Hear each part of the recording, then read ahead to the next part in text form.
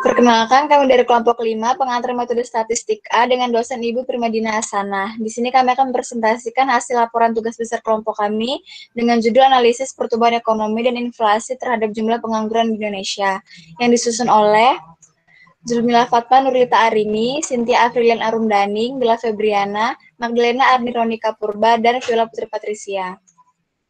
Adapun outline yang akan kami bahas yaitu hipotesis, analisis data, dan kesimpulan. Untuk variabel penelitian, Y jumlah pengangguran di Indonesia, X1 pertumbuhan ekonomi, dan X2 pertumbuhan inflasi. Untuk hipotesis H0 sama dengan 0 yang artinya tidak ada korelasi antara variabel X dan Y. H0 tidak sama dengan 0 yang artinya ada korelasi antara variabel X dan Y. Kemudian ada analisis data yang pertama statistik deskriptif. Dari tabel 4.1, terdapat variabel yaitu jumlah pengangguran dalam persen, pertumbuhan ekonomi dalam persen, dan inflasi dalam persen, dengan rata-rata 4,72, 2,94, dan 2,07 next. Yang kedua yaitu analisis korelasi. Dari gambar 4.1 menunjukkan bahwa variabel jumlah pengangguran Y memiliki hubungan linear yang berbanding lurus dengan variabel pertumbuhan ekonomi X1 dan inflasi X2. Dari tabel 4.2, kita dapat mengetahui nilai korelasi antara variabel X1 dan X2 terhadap Y yang sama-sama berkorelasi lemah karena nilai korelasi yang jauh dari 1. Kemudian yang ketiga ada model regresi pendekatan matriks. Dari hasil analisis menggunakan pendekatan matriks, diperoleh model regresi yaitu Y sama dengan 4,23 ditambah 0,13 X1 ditambah 0,49 X2.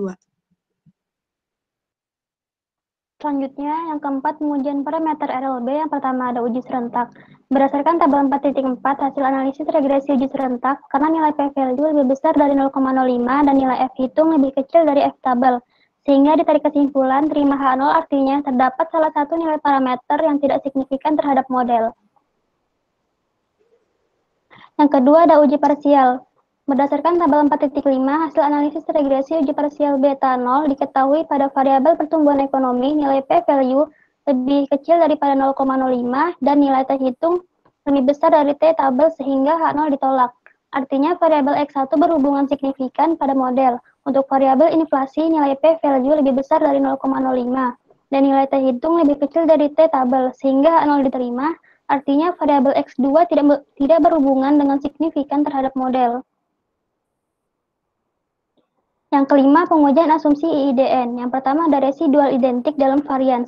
Berdasarkan gambar 4.2 grafik residual identik, dilihat plot residual versus fit cenderung tidak membentuk suatu pola. Untuk plot ini menunjukkan bahwa residual data hasil analisis regresi telah memenuhi asumsi keidentikan dalam varians. Yang kedua ada residual independen. Dilihat dari gambar 4.3, secara visual dapat dilihat plot residual versus pertumbuhan ekonomi tidak membentuk suatu pola tertentu, maka dapat dikatakan bahwa residual independen. Yang ketiga, residual berdistribusi normal. Sesuai gambar 4.4 menunjukkan plot cenderung mendekati garis lurus atau garis normal, sehingga diperoleh keputusan tolak H0, artinya residual tidak berdistribusi normal. Kemudian ada kesimpulan yang pertama, rata-rata jumlah pengangguran, jumlah pertumbuhan ekonomi, dan inflasi di Indonesia yaitu 4,72%, 2,94%, dan 2,07%. Yang kedua, terdapat hubungan antara variabel Y dengan variabel X1 dan X2 dengan korelasi yang rendah. Yang ketiga ada dari pendekatan matriks didapatkan model regresi yaitu Y sama dengan 4,23 ditambah 0,13 X1 ditambah 0,05 X2.